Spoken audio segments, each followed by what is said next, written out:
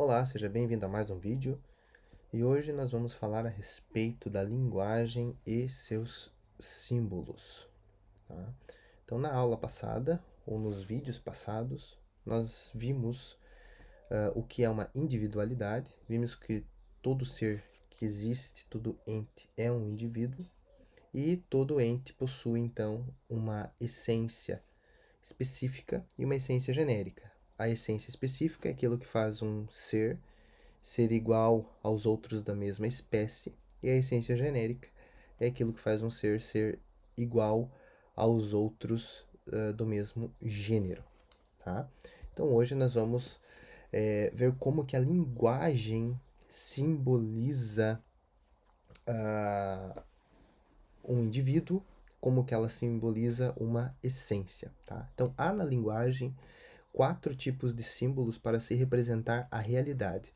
Então vocês notem aqui que a gente está saindo propriamente da, da metafísica, por assim dizer, ou seja, a gente está passando daquele entendimento inicial necessário para se entender a linguagem, né, que é o conhecimento que a gente teve até agora, ou seja, a gente verificou o que é um indivíduo, o que é uma essência, forma, matéria. A gente teve de entender o que são essas coisas para então a gente conseguir dar um passo à frente e partir propriamente para o plano da linguagem.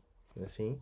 E agora, no plano da linguagem, nós vamos ver quais são os símbolos necessários para se representar as realidades que nós vimos até agora, tá? Então, para você que acha que todos os conceitos tratados até agora são supérfluos, desnecessários, etc., muito bem, isso quer dizer que você não tem interesse profundo em se aperfeiçoar no conhecimento da realidade e no desenvolvimento da inteligência. Agora, se você entendeu o que foi dito até agora, você percebe ou está percebendo a relação que existe entre a percepção da realidade e a linguagem, tá? Então, vamos lá. Bom, a linguagem que simboliza um indivíduo ou um conjunto, tá?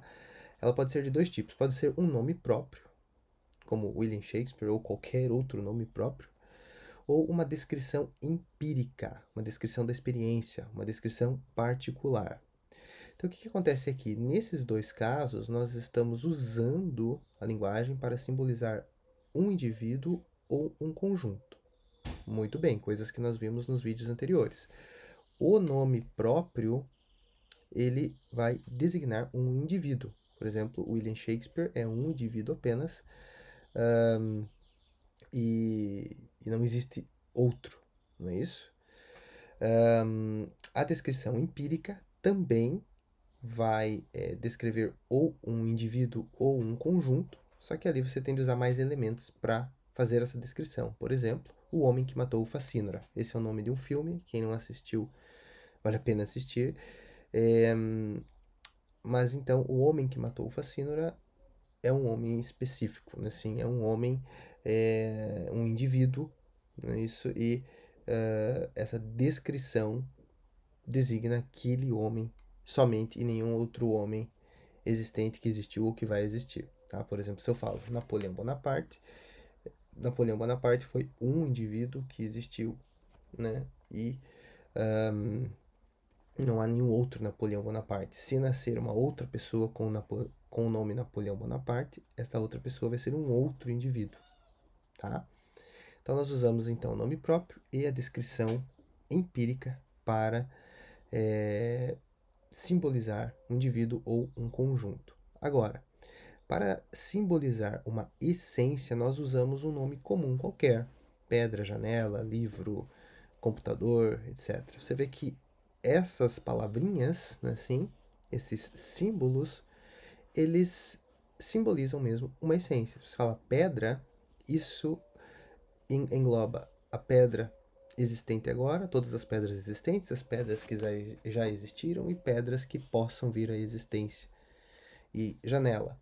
A janela, você capta a essência desse ser janela, a sua janelidade, por assim dizer. E esse nome comum janela engloba todas as janelas que já existiram, existem ou que vão existir, tá? Então você nota que quando você simboliza uma essência, você está simbolizando algo que não depende do tempo propriamente nem da sua existência. Agora, quando você designa um indivíduo ou um conjunto, aí sim você está falando do indivíduo em particular, tá? Então, uma outra maneira de simbolizar essência é uma descrição universal. Por exemplo, se eu falo um triângulo equilátero, o que isso quer dizer? Essa descrição ela vale para todos os triângulos equiláteros, tá? Concebíveis. Aí eu coloquei aqui uma descrição universal de uma viola. O que é uma viola? É um instrumento musical de cordas semelhante ao violino, mas de timbre mais baixo e um pouco maior. Então, eu peguei essa descrição aqui do dicionário, tá? Então, créditos são para o dicionário. De qualquer maneira, essa descrição de viola, ela engloba todas as violas que existem, que já existiram ou que virão a existir, tá? Então, uma descrição universal, ela então simboliza também a essência de um objeto. Então, nós podemos usar para simbolizar um indivíduo ou um conjunto, um nome próprio ou uma descrição empírica.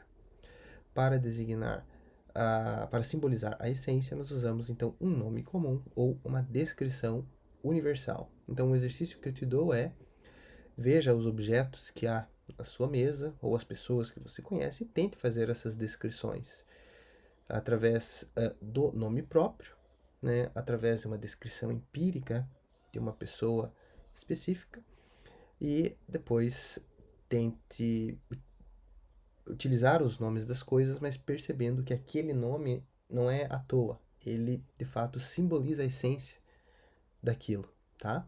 E também tente fazer uma descrição ou algumas descrições universais, né, para você tentar captar a essência dos entes através da descrição. Tá? Se você olhar no dicionário, todos os nomes comuns, né, são descrições de essências.